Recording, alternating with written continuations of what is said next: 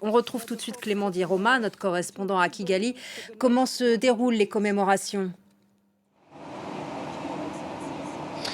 Alors, les commémorations ont officiellement commencé ici à Kigali, avec notamment l'allumage de la flamme, comme vous l'avez mentionné, par le président Paul Kagame. Et puis, elles continuent juste derrière moi, dans ces grandes arènes de la ville. Il y aura évidemment un discours du président Paul Kagame, mais il y a en ce moment même de grandes représentations artistiques qui évoquent les massacres de 1994, évidemment, mais qui évoquent aussi la reconstruction du pays dans ces 30 longues années après les tueries qui ont fait entre 800 000 et 1 million de morts, en grande majorité Tutsis. Alors, je vous l'ai dit, ces discours ici dans les arènes qui sont derrière moi devraient évoquer principalement le futur du Rwanda. Et puis il y aura ensuite une marche à travers la ville du président avec les nombreuses délégations internationales qui sont arrivées ici.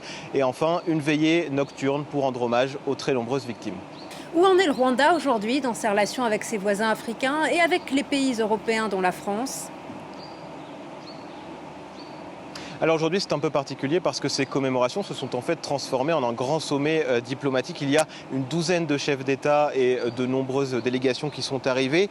Et pour les relations avec les pays africains, le Rwanda aujourd'hui accueille le président sud-africain Cyril Ramaphosa alors que les relations étaient très tendues. Vous voyez donc cet événement sert de prétexte à Kigali pour tisser de nouveaux liens. Et au président africain, ils sont nombreux à avoir répondu à l'appel pour montrer qu'ils sont prêts, qu'ils sont ouverts au Rwanda et à sa diplomatie. Évidemment, il y a deux grands absents, le président congolais, Félix Tshisekedi, et le président burundais, Evariste Ndayishimiye, puisque le Rwanda est en froid avec ces deux pays qui sont pourtant des pays voisins. Il est en froid sous fond de tensions avec la guerre du Kivu dans le nord Kivu en ce moment même.